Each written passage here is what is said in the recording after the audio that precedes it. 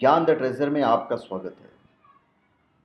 और हम आपको बताएंगे कि ब्रह्म मुहूर्त क्या होता है और ब्रह्म मुहूर्त में क्यों उठना चाहिए।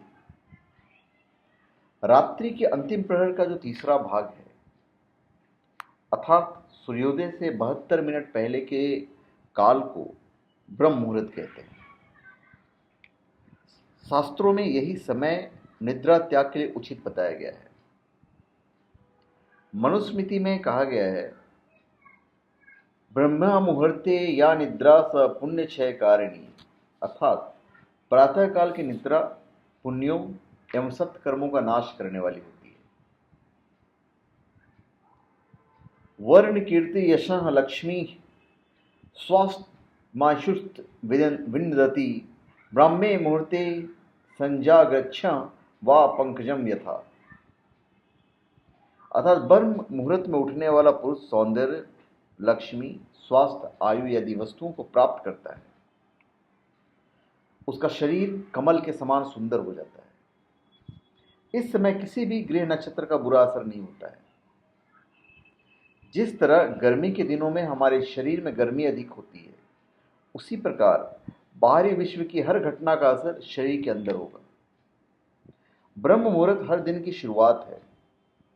इस समय प्राण और अपान वायु कार्यरत रहती है। इस समय की तुलना गर्भवास और गर्भ से बाहर आने के बीच के समय से की जाती है। इसीलिए गर्भ में रहते हमारे शरीर पर जो गलत प्रभाव हुए हैं, शारीरिक या मानसिक, उसे सुधारने का अवसर हमें रोज ब्रह्म मुहूर्त में प्राप्त होता है। इसीलिए कई जेनेटिक बीमारियां या असाध्य रोग ब्रह्म मुहूर्त में उठकर स्नान, योग, ध्यान करने से ठीक हो जाती है। मनुष्य शरीर में रोज ब्रह्म मुहूर्त में सहस्त्रार चक्र से एक बूंद अमृत तत्व निकलता है।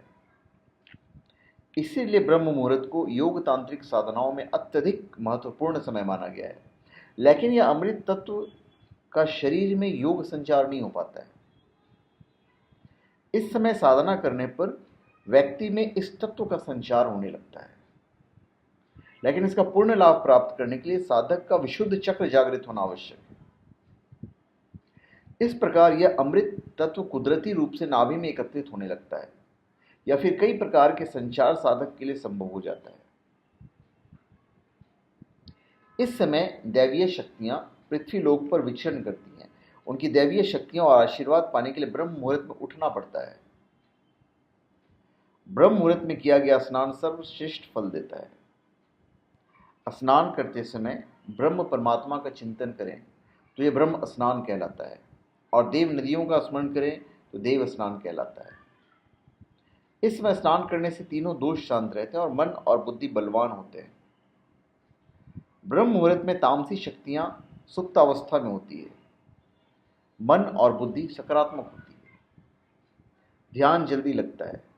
इस समय स्मरण शक्ति तीव्र रहती है। आयुर्वेदिक जीवन शैली तभी सही ढंग से अपनाई जा सकती है जब हम ब्रह्म मुहूर्त में उठें। इसलिए ब्रह्म मुहूर्त पर उठकर ध्यान योग करना बोझ बिल्कुल नहीं समझना चाहिए।